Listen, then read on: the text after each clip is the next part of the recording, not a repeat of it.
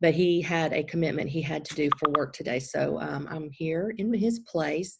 But we do have our new board of directors coming up soon, and we have sent out ballots of nominations to everyone. I just wanted to read off who those nominations are. And first of all, President-elect, which was me, have been nominated as President-elect for next year, Mo Alcahoot. He is with Lewis Communications, and Secretary-Treasurer Michael McDonald with Infomedia. VP American Advertising Awards, Christy Frantum of BJCC. Membership, Haley Yeager with Cayenne Creative. She was also membership last year. Special events and fundraising, Adelaide Matee Designs. Print and digital communications, Kennedy Webster with Encompass Health. Programs, Jacob Smith with AdTrav. Student affairs, Dan Hahn with Sanford University. And public affairs, Rashida Reese with Rebirth Marketing and Consulting, and she is also one of our panelists here today. I'd like to just see, first of all, just to go over our ballot, just wanted to see if we have any more nominations out there who would like to add to this ballot for the board of directors for this coming year.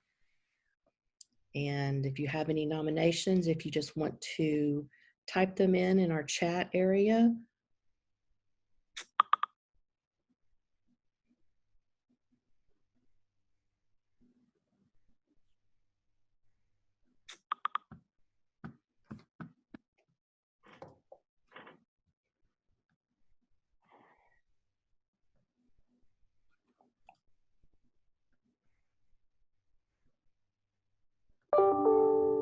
Okay, well, let's see.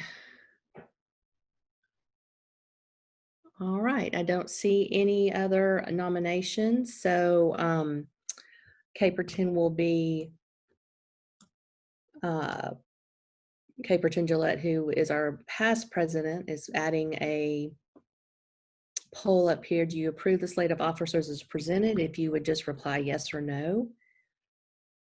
And we'll vote that way. All right.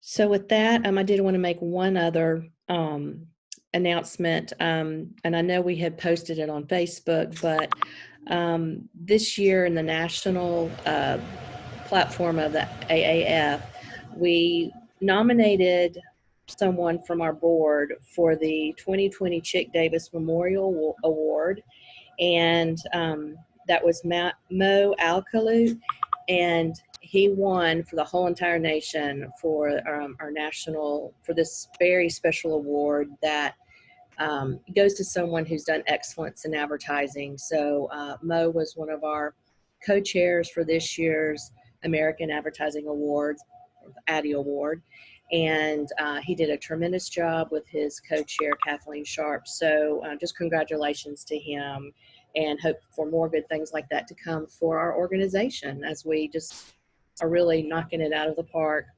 But now we're going to come to our panel of experts for today. I want to introduce them all to you. First of all, we have Rashida Reese, and she, let me get my right thing up here. She's with Rebirth Marketing and Consulting. Make sure I have that right. Executive at Rebirth Marketing and Consulting. We have Eunice Elliott, who is anchor, host, and author. Anthony C. Hood. Dr. Anthony Hood is Director of Civic Innovation at the Office of the President at UAB. And Yolanda Turner is Manager of the Inclusion and Diversity Program at Encompass Health. So welcome to all of you today, and thank you so much for taking your time out to join us. We're excited to have you, and just as we talk about diversity in advertising, whether it be diversity within the advertising message itself, but also in our workforces and our agencies and corporations and companies, and student populations for upcoming advertising leaders, and just overall improve civic relations in regard to advertising. What I'd like to do is just first give each of you a couple of minutes just to kind of talk about in the area that you best represent with your expertise. Eunice, I'll start with you. If you could just kind of provide some information on in your area of how you view the need for diversity and the importance and positive effect it can have on advertising. Thank you so much for inviting me to participate in this conversation, and good afternoon to everyone. For me, I feel like diversity and the conversation of diversity and inclusion pretty much speaks to the problem. There should be no need for diversity and inclusion. So anytime there is a specific conversation about diversity and inclusion, it's because there's been a lack of diversity of inclusion. And so then you have to talk about how can we make what we represent reflect the world. And so I think as long as you stop thinking it as an extra step to do and just think about, okay, we're selling products, we're trying to reach a certain audience, we just want people to know what it is that we're selling, realize that everyone wants to buy things. And so the fact that we have to put so much effort on diversity and inclusion speaks to the root of the problem. The lack of representation in this country is just in our DNA. It is very white male centered. So anything that is not a white male is considered diversity and inclusive. And so I think once you change your actual mindset and focus on what it is you're actually trying to do, particularly in media and advertising, it's generally to tell a story. You could just tell the story with people. All right. And then next, Anthony Hood, if you could please just kind of add a little bit of information and we'll jump from there. All right. Good afternoon. Can you guys hear me? Yes. Okay. All right. Good afternoon. My name is Anthony C. Hood. I work as a professor in the business school at the Collette School of Business at UAB. And so when I think about diversity and inclusion in business, for me, I think it starts in our business schools. I know advertising programs oftentimes are in business schools, typically tied closely with marketing. Sometimes you find them in communication studies and arts and science, schools of arts and sciences. But I think that diversity really starts when we're actually training our future advertisers and marketers. I would like everybody just to think about, just as a rhetorical question, when you were going through your training in college, whether it's at undergrad or the master's level, how many of your faculty members were Black? How many of the cases that you looked at featured Black protagonists or Black executives? When you had guest speakers come to your class, how many of them were Black? If you did projects out into the community, how many of those were organizations led by Black executives? So when I think about diversity, if people have not been exposed or if they had limited interactions with successful Black business owners, ad executives, marketing managers, it's really foreign to them. And I'm not just talking about the Black students needing to see another successful Black person. I'm talking about particularly non-Black students. That needs to be normalized, I think, in their mind that there are successful Black ad executives, marketing managers, CEOs out there, so that when they are in a position to be that hiring manager, when they make it to the executive ranks, it's not a foreign concept that this Black female can be successful in this particular environment. So I think we need to put a lot more focus at our university level, making sure that we are weighing in, whether it's with your alumni associations, particularly at your alma mater, you need to be engaged there. A lot of schools have advisory councils where they invite alumni or hiring managers to actually have input on the curriculum and faculty hires and student clubs. I think we need to lean in there because I think that's where the rubber hits the road, because ultimately that's going to impact the workforce and the pool through which you're going to be hiring that next generation of advertisers and marketers. Mm-hmm. Yolanda Turner, with Manager of Inclusion and Diversity at Encompass Health. I know that you have dealt a lot with the workforce that, Dr. Hood was just talking about, and I would love to get your feedback on how, you know, just kind of built off of what he said, of how you see the workforce needing to pay particular focus on this area. Well, thank you, Lisa, for the invitation to come and speak on the panel today. And can you guys hear me? Yes. For some reason, okay. From an Encompass Health perspective, and just give you a little bit about who Encompass Health is. We are a rehabilitation hospital organization, and we have about 135 hospitals across the nation in all regions of the U.S. and in Puerto Rico. And we also have 222 home health and hospice agencies. So we deal in patient care. And for us, diversity and inclusion is really important, and it's really playing out even more so now that, you know, on the heels of COVID-19 and now on the racial and civil unrest. So the way we see it in our organization is it is very, very critically important that our staff population is equipped culturally, competently to take care of the patients that we're going to be serving in our hospitals, even as far as through language services, because we're getting patients from all cultures, backgrounds, walks of life. And we do have a service there that's called Stratus, and it has about 22 languages in it that we can bring in for physicians and caretakers to be able to communicate with our patients. And we do have some employees even go through a reimbursement program that we have where they can go out if they want to be advocates for the company, to go out and learn a language that is not common to the company, to be that resource that we can call on to help communicate with our patients. But understanding the culture of patients, understanding customs of patients, and identifying them from their perspective. And I like to talk about one story that a therapist gave me to put some of this in context in terms of understanding culture and where people are from, and having that diversity on your team really matters.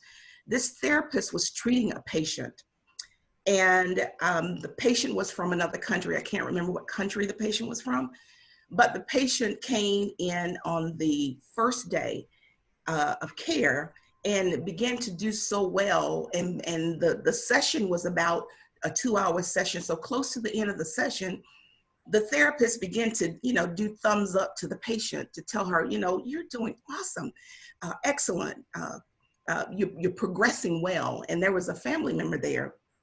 And so the patient, when the patient saw the thumbs up, the patient kind of, was startled a little bit and started to resist.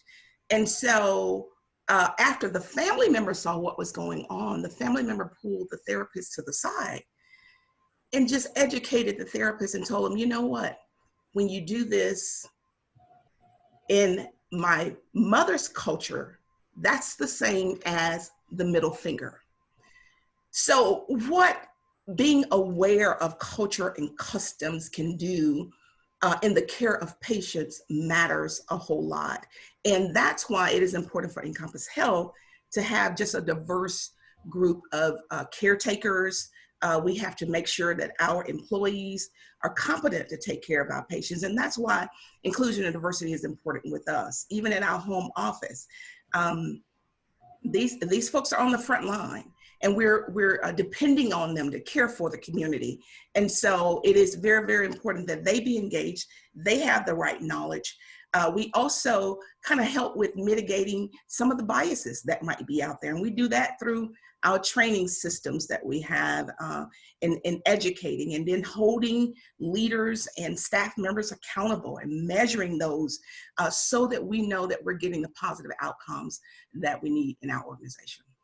All right, well, very good, Yolanda. I love how you're talking about how the culture, it's so important to understand the culture, because that is at Encompass Health, that is who, I know you have a zillion different ones with all your hospitals, but we look at the culture, which is in the same for you, Rashida. I know in the advertising marketing area, you're looking at the advertising and agency and creative platforms there, where you're trying to reach particular audiences, and you have to understand the culture of that audience. Wonder if you talk a little bit about that. Absolutely. Can everyone hear me? Because I think that's the thing. Yes. Good afternoon. Thank you for allowing us to have this conversation, because it is an important conversation. I'm with Rebirth Marketing and Consulting. It is a strategic marketing firm, and we direct our clients' marketing process by allowing them to operate their business while we elevate their brands. Diversity and inclusion in advertising agencies is important, and we've been having this conversation for so many years, it feels like to me. I think that from an agency perspective, we should be looking around in our shop and seeing if the people that work with us, work for us, is represented in the brands that we're trying to create. Not only from a creative perspective, because ideas should invoke change. And we have to have those conversations from the initiation process of creating a promotion for a brand. And when those brands are being executed, do you have the right voices that are allowing you to say, this is the right thing to do? And is it socially responsible? I think that we've seen so many mishaps. All of us have been privy to the H&M campaign with the jungle and the monkey. And did someone inside of that organization not have that conversation with the executives when they were promoting that campaign, it's insensitive? And I think that from a creative standpoint, we all have to be aware. And are the brands speaking to the communities that we represent and that we serve? So I think from a creative standpoint, not only from the people that are making the final decisions, but also from the creatives. When you're starting to create a campaign, it is very important that there's diversity, inclusive inside of your shop, inside of your own organizations. Very good. And in all of your areas of expertise, how can we be proactive? Like our group is about advertising and marketing, and we touch lots of different areas and audiences in what we do on a day-to-day basis. How can we be proactive in helping to improve diversity and inclusion in our advertising markets, our student populations, our communities, and our workforces to make sure we're doing the right thing and getting the right people in, and encouraging students, and getting leaders in our schools and marketing professionals? How can we be proactive? And I'll just let y'all just go from here and just jump in and on the topic. So whoever wants to go first. I'll start. I think just what I said is being real with yourself and being real with your organization. I think it is very important today and moving forward that it's not just hiring a diversity and inclusion officer inside of your organization. It is really taking a look at your organization and seeing how you are going to represent these brands that you serve, and is it representative of the communities that we serve? I mean, we all have been in the rooms, but are the people in the room actually, are the voices being heard? And I think that organizations have to say, am I really being real with myself and the brands that I'm representing? So I think that will be the first step, is to really, really identify people inside of your organization and people that you want to bring on and hire. Are they able to help you with how you're going to lead being socially responsible from this day forward? And to piggyback on what Rashida said, it's 100% that. A lot of times we see on these executive boards, when there is a person of color, they are the director of diversity and inclusion, and that's where the diversity and inclusion stops. And as Dr. Hood mentioned, when whoever is on this call, think of the answers to those questions. How many times have you interacted with Black people? Ever.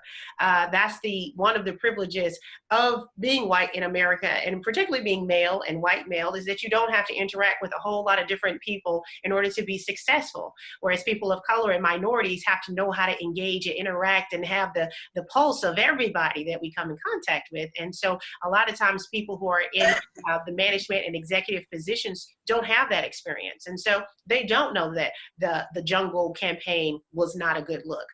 But if you have people in the room, they can add their perspectives. And if you have them in the room, not just say, I have this many people in the room, as Rashida just said, people who can say, hey, listen, that's not going to go over well, or that's not how we speak, or that's not a great representation. That's not communicating what you're trying to say. Because we see so many times brands come out with massive campaigns, and as people of color, we tend to see once it's a huge misstep, we think they obviously don't have any Black people in the room. We could have saved millions of dollars in embarrassment and apologies if you have a room that's inclusive and that can speak to what's going on in the actual world. Yeah. And I agree with both Rashida and is it Eunice? Yeah. When one of the issues that we're looking at, or the things that I think that is very, very critical and important in this area, is to go back and examine one of the proactive measures. Go back and examine your hiring and talent acquisition practices that you're doing to ensure that who you're bringing on board, and it really doesn't matter what organization, whether you're in advertising, whether you're in a university and you're hiring for professors, whether I'm hiring for nurses and therapy in my hospitals, what are my hiring practices here? How am I bringing in diverse candidates? And then once I got these candidates on board, how am I ensuring that they are included? They are at the table. Their voices are being heard. They are having avenues to take advantage of leadership positions within the organizations. We are, considering them in the promotion process. So that's, those are ways, I think they're easy. They may not be easy from some organizations, but those are ways that organizations can really capitalize on and become proactive in ensuring that diversity is at every level within your organization to take care of the needs of the community, so that you do reflect what's in your community. So I think, talent acquisition is a big one that a lot of organizations need to go back and look at and review that whole process. Absolutely. And if you look at the actual scientific data, it is clear organizations that have greater levels of gender diversity, greater levels of racial diversity outperform companies that do not have that diversity. So when we think about the business case, and we shouldn't even have to think about the business case, we should just think from a moral standpoint, it is good to have a diverse, equitable, and inclusive organization. But even beyond just doing the right thing, it is financially prudent for organizations to have this. I think in order to do that, you have to have radical transparency. So organizations are going to have to be transparent and issue regular, whether it's annual or quarterly, reports that talk about how they're doing in diversity, equity, and inclusion. And just to be clear, because it may not everybody understand the differences between these, diversity is really just about the representation, just really counting, gender, race, and things like that. But then inclusion is, do people feel psychologically safe to be their authentic selves when they're at work? Or do they feel like they have to send their representative, that I have to code switch and just pretend like I'm somebody else when I'm not? Am I included on the teams? Do I have access to the high potential customers, or am I giving all the problem customers that don't provide a lot of commission? And then when we think about equity, that's really about pay and things like that. So are the outcomes and the rewards in the organization equitable across race, gender, cultural, sexual orientation, ability status? And I think those three things organizations have to really pay attention to. And like Eunice said, hopefully we get to the place where we won't even have to think about it. But unfortunately, that's just now how our systems are set up. Our systems are set up with bias, and that's why we talk about systemic racism and institutional discrimination. And I think people have to disentangle, when we say systemic racism and institutional bias, we're not necessarily saying that an individual is racist. We're saying that the systems that we built in place perpetuate bias, discrimination, racism, sexism, and things like that. So we really have to look at our systems, our policies and procedures, and really address those. And like you was said before, we can't just assign a chief diversity officer and make them like, okay, you go fix it. And then don't give that person an adequate budget, staff, or authority to actually do it. But if we create a chief diversity officer role, now we can check the box. And I think that that appeased the masses, I think, for a while. I don't think that's going to work going forward. And I would also like to add on, for anyone who feels like you have not maybe met certain benchmarks in your own companies, as far as diversity and inclusion, when we say that, we're not saying just put random people of color in place. There are qualified people of color who don't get calls back because their resume gives the impression they might be a person of color, and you would rather not have to deal with that. And so it's about looking at your own implicit bias and saying, okay, if I want the best person, this person has this many years of experience, this education, this background, these campaigns, I want this person on my team. And to add on to that, Eunice, yes, fishing in different ponds. You know, when your talent acquisition group keep going to the same pond to get the talent, they're going to keep getting that same kind of talent.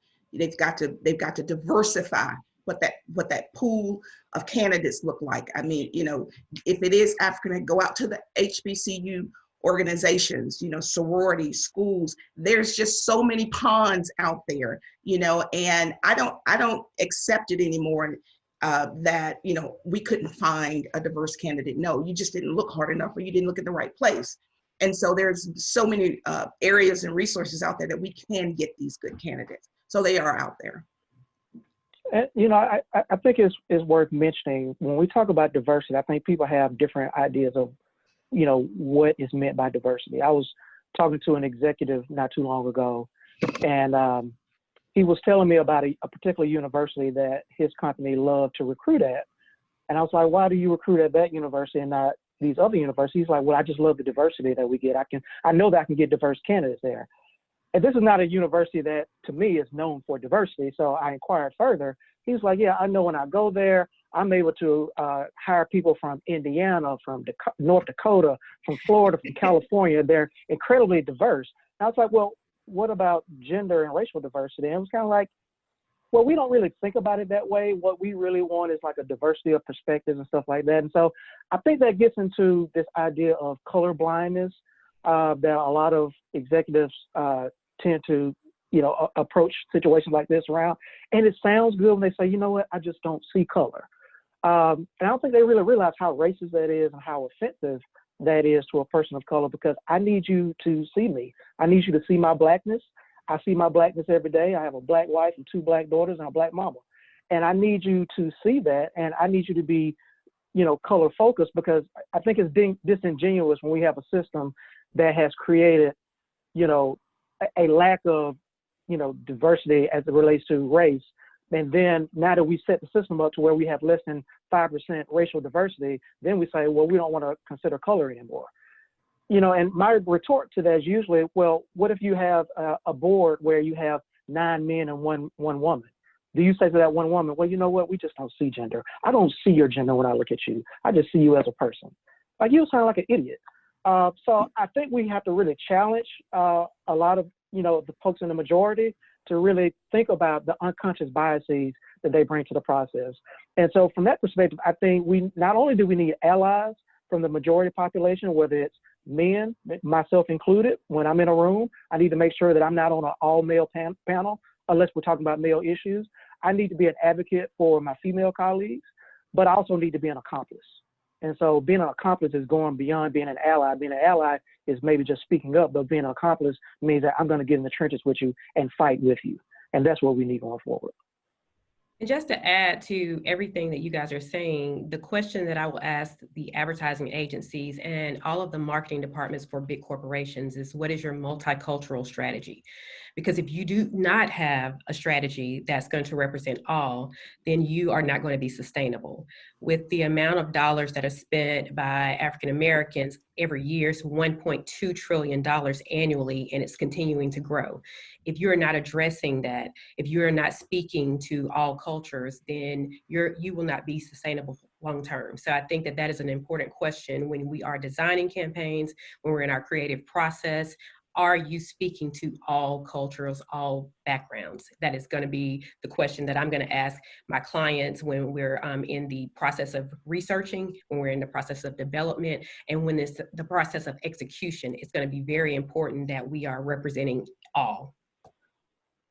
And, you know, to Rashida's point, you know, the statistics show that we're going to be a majority minority country by 2040, maybe even before 2040. Mm-hmm. And so I think there are just a lot of organizations, they're just behind, and they're going to be playing catch up. And you don't want to wait until 2039 and be like, oh, okay, well, I guess I need to pay a little bit more attention to diversity. No, you're going to be out of business.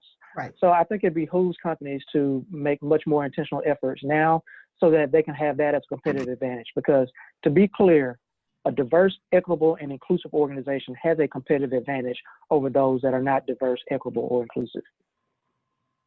Yeah, I hear you on that one, and I'd like to jump off of that. And your point on inclusion is very important, especially when you have a diverse group. You want everyone to feel included and like they can have contributions. I want to kind of hear about, since this is advertising in general, how having diversity and inclusion actually helps increase the creative ideas and new perspectives, and how that helps build, your brainstorming sessions, your product reach, everything that it does. If y'all could just kind of touch on that and how it adds to the actual creative process and advertising. I like to speak on that, coming from a media and editorial background. A lot of times diversity and inclusion, to me, because the way people say it, it translates into thoughts and prayers. It's not action oriented. So when you say, even the question of how does diversity and inclusion affect the exchange of ideas, when you have people of color at the table, they're trained just like everybody else. And so the ideas will come from a different perspective or a different chair in the room, but it'll be the same as everybody else's collaborative great ideas. So I think the thought that Black people or people of color's thoughts, they are different because we're coming from a different place, and that's the conversation we can add. But I think sometimes when we think diversity and inclusion, we're thinking too hard. It's just about having the best people in the room and listening to everyone. And I think that brands should be authentic. I mean, it's not just about, are we resonating to Black people? Right. You're resonating to the consumer. The consumer. It's not it's not a Black thing. I think that it's important to have all people represented. And I think Dr. Hood said this best. Are there women in the room? Are there Black people in the room? Are there people of different religions and backgrounds? I think that we have to get off of, is it the Black, is this gonna be sensitive to Black people? Is it sensitive to all? And so I think that's an important question when you are in the phase of creating a campaign and doing your research, making sure that you have all people represented. Because I think that that's how we're going to get away from these faux pas that we've seen so far. But more than anything, that's how companies are going to become sustainable, if you're really paying attention to who your consumer is. And to piggyback on that, that's what I'm saying. The Black people in the room should not be just in the room to speak to Black things. It's to offer great creative ideas. And Black people that are in the room have the unique experience of having such integrated lives. Because if we went to college, we've had to associate with different types of people. We've had different types of jobs. We've had to integrate and enjoy with other people. And a lot of times, the white people at the table have never engaged with people that didn't look like them, or that weren't in their family, or couldn't be in their neighborhood. And we have had that advantage of probably being the only Black one in the room most of the time. And so we have a different understanding and perspective that is not Black based, meaning we only speak to Black things. Mm-hmm. I can tell you about white people really well. And when you bring us on board, just don't bring one of us, because we don't want to have most of us carry that burden, like Eunice said, of being that only one in the room. And then when something comes up, it's like, well, I wonder what Black people think about this. What do you think, Eunice? Like, oh, I got to speak for the whole population, all right. X number of million of us. So I think a lot of organizations need to do more cluster hiring. It's not enough to have that one woman on the team. You need to have several women on the team. You need to have several Hispanics on the team, Latinx colleagues. So we want to have this multicultural team so that, we can bring our diverse perspectives to the table. I'm a scientist, so I do research on teams, and the teams that are most creative and the teams that are most innovative are the teams that have intellectual friction, where you do have people from different backgrounds and perspectives, because the first idea that comes up is oftentimes not the best idea. Doesn't mean it's a bad idea, but we need to debate that thing. We need to vet it. We need to look at it from all different sides. And if everybody has the same background, the same perspective, you're going to go out and you're going to have snafus like Rashida has mentioned about the campaign. You need to have that intellectual friction so we can come to our highest and best solutions to the problems and make better decisions. From an inclusive, I'm sorry, I was saying, I'm sorry. And I just want to piggyback off of what Dr. Hood said, and from an inclusive perspective, if everybody at the table comes in and although look different, but have been told to assimilate, then you still don't get your inclusiveness. So you have to be kind of cautious of that too. But I also want to just add, just as Dr. Hood said, all Black people aren't the same. So I didn't go to a HBCU, but someone that has gone to a HBCU may do things differently. And that's why it's important to not just have one person that you're hiring as your diversity and inclusion officer. You should have people that from similar Black backgrounds, someone that has had the HBCU experience and someone that has not had that HBCU experience. Everyone can speak differently, and that's why all of the ideas combined can help the organization move forward.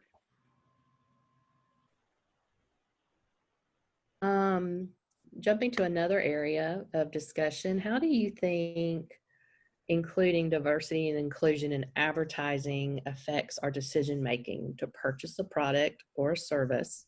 Of course, we hope that that's a positive interaction from beginning to end, but by including diversity and inclusion, just how does that affect our actual decision making? And I don't know, it's kind of an open question. It has lots of different areas you could talk about. So I'll start. So I think today I've been seeing so much noise on social media about companies that are not showing that they're socially responsible. And I think that people are making decisions that they're not going to spend their income, hardworking income, with companies that are not reflective or not speaking to them in a socially responsible way. So I think moving forward, I think we've all had that thing in our head that says, wait a minute, are they representing me? But now today, I think even it's more important to make sure that companies have a social responsible message in how they're speaking to their consumers. So I'm gonna say it's gonna affect their dollars tremendously moving forward. I can be honest, if I do consume a commercial, I tend to look at it more from a creative standpoint. And so when I start noticing they start having more interracial couples in commercials, I don't know that caused me to say I'm going to purchase that product or not purchase it. But that does affect some people. Some people who are so attached to racist ideals, which is in the DNA of the country, would be turned off. And that is why Black people and people of color have not been using advertising, because people don't want to turn off the potential buyer because there is a Black person selling the product. And so that still goes back to who we are as an actual country. And so at the end of the day, it's about being profitable and about being successful. But I say that's at the end of the day. The beginning of the day started a long time ago. So we have to try to figure out how to start a new day. I think if you look at some of the trends, that tomorrow's consumer, the millennials, and then the group that's coming after millennials, they are a lot more socially conscious. And so they're looking past just the advertising campaign and who's represented in the ad, but they're also looking at, like was mentioned before, your CSR spend, in your supply chain. Are you actually spending money with minority and women-owned businesses? And I think those consumers are just going to be a lot more discerning than particularly my generation and the generation that came before me. And so again, I think it's just the financial case is just clear, I think, for organizations to look at the entire organization, the supply chain, the hiring, the board of directors, the C-suite, the leadership development profiles, all of those things. Those things are now more transparent than they've ever been, I think, in the history of business. And it's going to be even more transparent going forward, particularly if we keep up the pressure that we've seen in this Black Lives Matter movement. And I think because of that, if organizations are not adapting and being very genuine, authentic, and sincere with how they do the entire business model, I think they're going to find themselves far behind their competition. And I think right now, particularly in advertising and in the corporate structure, is we're seeing a lot of knee-jerk reactions. And we're seeing a lot of, I say, brown band-aids, literally and figuratively being thrown out there to try to offer some idea of, no, we're down for the cause. And it really just speaks to the fact that the entire country has been tone deaf for 400 years. And as people of color who have been getting these educations and been sending in these applications and sending in resumes to participate, I think just now is starting to be seen that, okay, we have not been inclusive about anything. And so it might start with the brown band-aid, but I would prefer to see, as Dr. Hood said, the executive and the C-suites, and see that you have a diverse company structure versus a brown band-aid. And don't just shout that we're diverse and send out a message that we're diverse. I think we understand that by your actions, by your campaigns, by what we see about how you communicate. So I think it's important, the authentic brands, you can tell, people can read between the lines, and they're not just looking at the communication that you're putting out. They're looking at your actionable items when you're producing a campaign. So I think it is important that all brands consider those things as they continue to create campaigns, as they continue to have messages that they want to resonate with all. And it's a fine line between acknowledging and trying to make that shift to be inclusive and being patronizing. Mm-hmm. Very true. Yeah. Very true. And I think folks need to understand that we talk. We need to understand that when we see these folks that are sitting on these boards that are in these meetings, we say, are these people for real? And they'll be like, no, they're not for real. And so they need to understand, like, what was done in the dark before is open in the light right now. And because of our networks, we're more connected than we've ever been before. And if you do something that's nefarious, or if you do something that's disingenuous, we're going to know about it. And I say we, I'm not just talking about the minority population, whether it's the females or the racial minorities, but we have a lot more allies and accomplices now. And I think when that message gets out, we're in a council culture right now. Now, we have examples that come out every day of people getting canceled, their businesses being shut down by customers, not by authorities, not by politicians or elected officials, by customers voting with their dollars.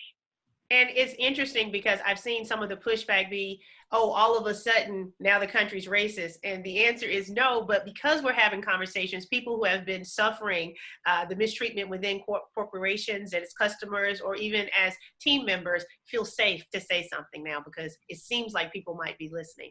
And I also believe that a lot of people who may have been perpetrators of implicit bias and institutional racism did not do it intentionally. It's just how the system was set up, and you got promoted to president and you just continued the system. And so it's a great time to be empowered as a person that could be in a person that has a platform to change those systems right where you are.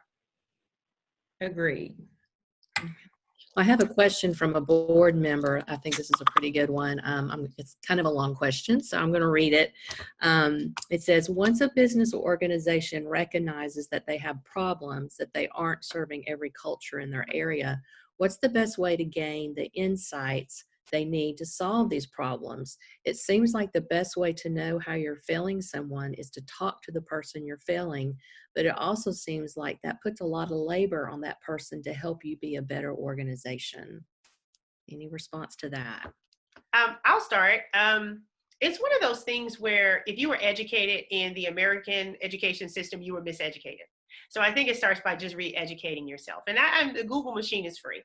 And so a lot of times the reason why people don't understand what's wrong right now is because they don't understand what happened in the beginning and how we got to right now. So that would be the first thing I would encourage everyone to do, is just reread American history and why we are the country we are today. And so that can start from the slave trade, that can start from colonization. You can go back to Christopher Columbus and taking the land from indigenous people. And so once you see how this country was set up, you'll have a better understanding of all the systems, institutionalized racism that exists in healthcare and education and housing and lending and banking and voting. And once you have an understanding of how an entire race of people have been consciously and deliberately disenfranchised, you can see where you have a circle of influence and start figuring out what you can do to break down those systems. And so it's really just about educating yourself. It's not on a Black person to educate a white person about it. It's about saying, hey, you know what? It's going to be labor intensive on my part to learn and understand how I can help break down these systems that my ancestors set up that I have perpetuated and benefited from. Yeah, you can't outsource this. Got to do the work. You got to read the books. You got to consume the articles. You got to do the hard work because, like Eunice said, like this has been really ingrained, and so a lot of people are going to have to unlearn and then relearn a lot of things, and it's not going to happen in a couple of weeks. Like this is going to take a while, and so people are going to have to be committed to actually doing the work. But being open also and honest. I think, again, you have to be open enough to receive, even when you do have those conversations with your employees, you have to be open enough to see yourself and to receive it and take it like it is. I think that's part of the issue, is that people have not been able to take an honest look in the mirror and say, this is who I am. And I think that that is very important as you move forward, as you educate yourself. Be honest with yourself and say, hey, ask that question. Is this really me? Is this really who I am? Is this how I'm perceived? Because that's where you really start to do the hard work. I think the step program from alcoholism is, the first step is being aware, being aware that you have a problem. You have a problem, yes. So if you are aware, then you can make change, and you have to really do the work. And that's empowering. I think so many times people, when they start becoming aware, they become defensive, or they won't allow themselves to become aware because of defense. And I encourage people to become aware and be empowered, because as Smokey the Bear, only you can stop forest fires and racism. And so get excited about being in that position to be able to affect an actual change. Yeah, and then embrace that being uncomfortable. And I would say to all of us, let's just learn the element of grace, because we've got to extend grace. We're not going to get it all right. We're not going to all say the same things right. We're just not going to get it right, because we're chartering waters in many regards that we've not chartered before. So, we're working on it. So let's, be in a position to where in cases we may have to extend grace. Oh, in both ways, for sure. Because when we saw when Nancy Pelosi and Chuck Schumer wore kente cloths and kneeled in the state the Capitol, that was given to them by the Black Congressional Caucus. And so if they had refused to wear it, that would have been a problem. And by them wearing it, it seemed patronizing. And so we're all going to have to figure out this new day together, for sure. Okay. In regards to fishing in new ponds, what are some resources that agencies and companies can use to find more diverse talent? Do you have any ideas or thoughts for that?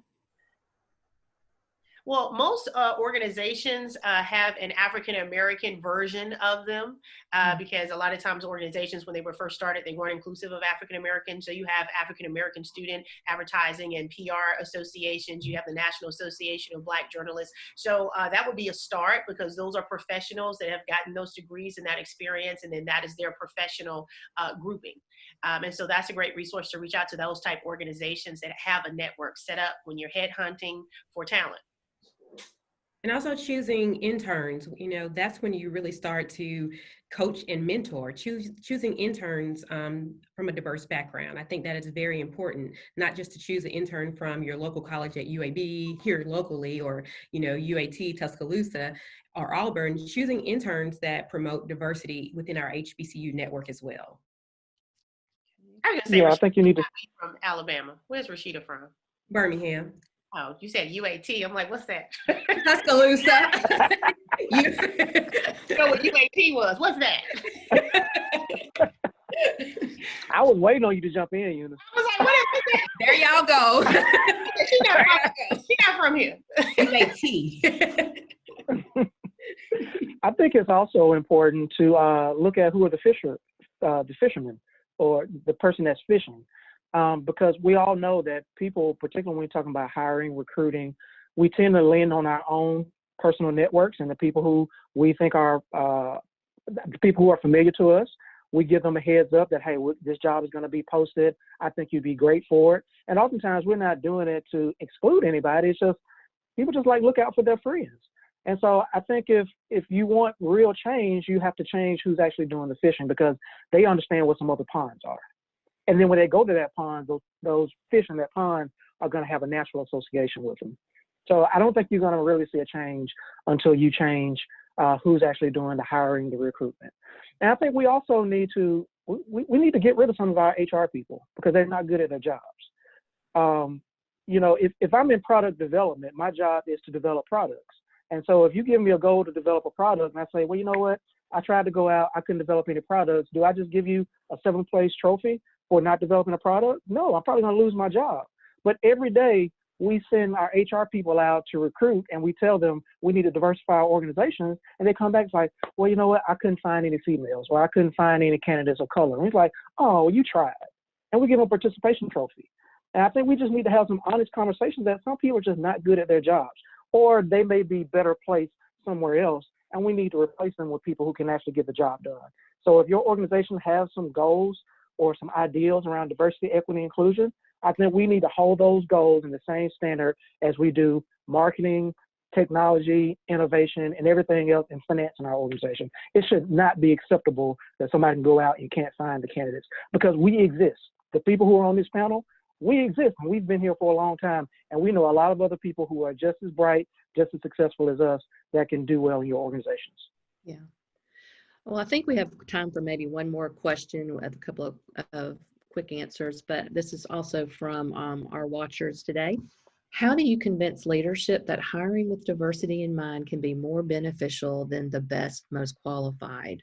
And I will say, looking at this question, I mean, diversity in mind, I automatically think they may be the best, most qualified. I think that's just a mindset that we see sometimes. What are y'all thoughts on that? You said I would, yeah, I would, I'm sorry, I got dumped off. I would definitely say those are not mutually exclusive ideas. Yeah. Okay. Yeah, I'm going to agree with you on that one. So, anybody have a quick story on a positive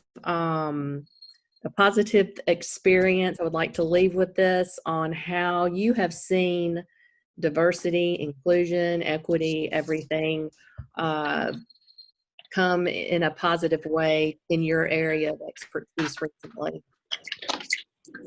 So we've seen it in campaigns. I think that the story that most resonates with me is Beyonce in her Ivy Park launch for her athletic line. She obviously interviewed all of the athletic companies, but Adidas was the company that she chose because it was diverse. When she walked into the room, she wanted to have a room full of people that were diverse in background, and she felt that company represented her brand the most. So I think from a perspective of leadership, and as we continue to grow, we want to walk in rooms where we have diversity. Diversity is promoted across the board. And I think that was a positive story for me, because she could have chosen anyone, but she chose a company that she felt would be representative of the people who would purchase the brand. So it was a consumer's decision all across the board. But I think that that's a positive way to look at it. And when we're moving and when we're trying to spend our dollars, we want to spend our dollars with those companies that are going to represent the communities that we serve.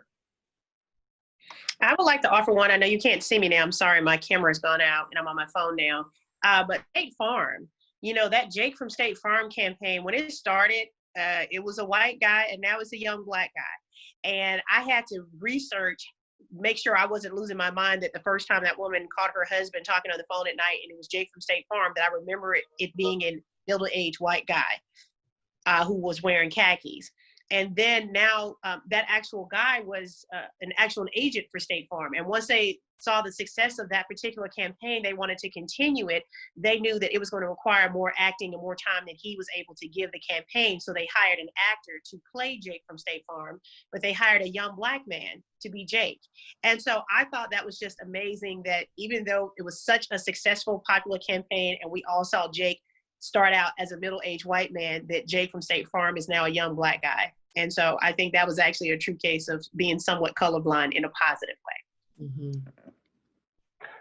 I'm a part of an organization called the Ph.D. Project, which exists. It was started by KPMG 25 years ago to encourage more African Americans, Hispanic Americans, and Native Americans to get their PhDs in business-related fields and become faculty members. Because our theory of change is, if we want to see more diversity in corporate America, and in this context, in advertising and marketing, you need to have more advertisers and marketing faculty who are faculty of color. Because again, for all the things I said when we first started the talk, you know, as a person of color, I attract more people of color that want to study business for the simple fact of, oh, you don't look like a professor. Oh, you got, dreaded hair, big beard, and you wear t-shirts. They can relate to me. And so I attract them into the program, but then I also help advise those students and make sure they matriculate through. And then I also connect them with opportunities outside for employment, for internships. And then I can also infuse my curriculum and bring in the guest speakers who are people of color, which maybe some of my colleagues may not even have those natural relationships. So again, I think if you want to have a more diverse candidate pool, start with your universities, go back to your alma maters, ask them what they're doing around diversity, equity, inclusion. And if they're not doing enough based on what you're thinking, ask them how you can help. And if you control a budget at your organization, set up some scholarships, help fund the student organization. Like Eunice said, there's always an African-American chapter of the Marketing Association, what have you. And just, lean in, ask to sit on the advisory council and have some say into the curriculum, or offer yourself up as somebody that can come in and speak on these issues. And I think if we do that, again, it's not something that's going to change overnight, but I think over time, it's just going to take intentional efforts like that in order to change tides. Mm-hmm. Very good. Very good. Anyone else have anything quickly they'd like to say? I would like to say from my no picture video area, thank you for everyone who offered questions, and it is good right now to question ourselves, everyone to question ourselves, and the onus is on us all to figure this thing out together. And so I think as long as everyone takes that onus and takes that moment to be empowered to affect a positive change, we'll get there sooner rather than later. It's no one's fault, no one's to blame, but it'll be on us at this point, because we're having these uncomfortable conversations, and it's not about putting a brown Band-Aid on it. It's about affecting an actual change in the DNA of the entire country. And I think advertising, media is on the front line of communicating that to the world.